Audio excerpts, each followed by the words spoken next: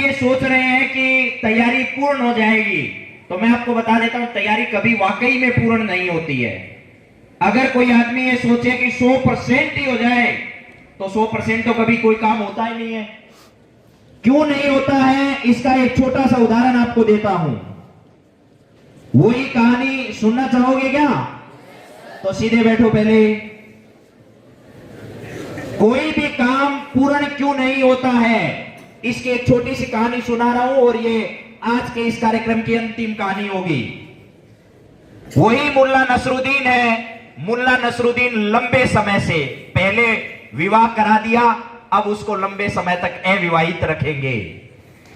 तो मुल्ला जो है उसकी शादी लंबे समय से नहीं हो रही थी। तो किसी समझदार सज्जन ने कहा कि मुल्ला जी अब बुढ़ापे की ओर चल रहे हो, शादी वादी कर लेते। तो मुल्ला ने कहा कि यार अभी कोई इरादा नहीं है। फिर एक दूसरा सज्जन मिला, उसने कहा कि यार मुल्ला बड़ा उम्र बढ़ रही है, थोड़ी शादी वादी कर लेता। तो मुल्ला ने कहा कि यार मैं जिस प्रकार की बहू चाहता हूं उस प्रकार की पत्नी अभी मिल ही नहीं रही है। तो मुल्ला से उस आदमी ने पूछा कि तुम किस प्रकार की पत्नी चाहता है? तो उसने कहा कि मैं एक पूर्ण यानी जिसमें सारे गुण हो ऐसी संपूर्ण बहू चाहता हूं, मैं उसी से शादी करूंगा।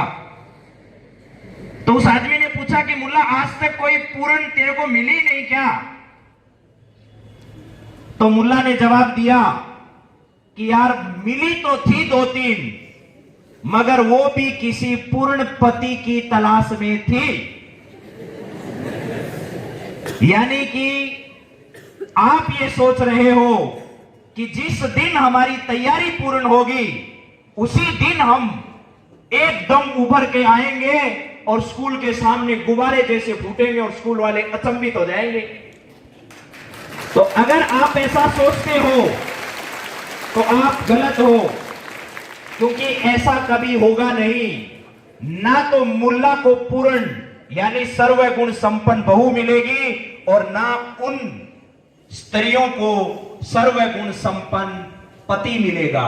वैसा ही आपके साथ ना तो आपकी कभी कंप्लीट तैयारी होगी और ना कभी आप स्कूल के सामने एक हीरो बनकर उभरोगे। अगर आपका ये सपना है तो धीरे धीरे एक गुलाब के फूल की तरह सूर्य की किरण निकलते ही अपनी पंखुड़ियों को बाहर निकालना शुरू करो। जिस प्रकार इन छोटे छोटे बच्चों ने आज पुरस्कार ग्रहण किया, इनके छोटे छोटे कदमों ने आज इनको आगे लाकर खड़ा किया।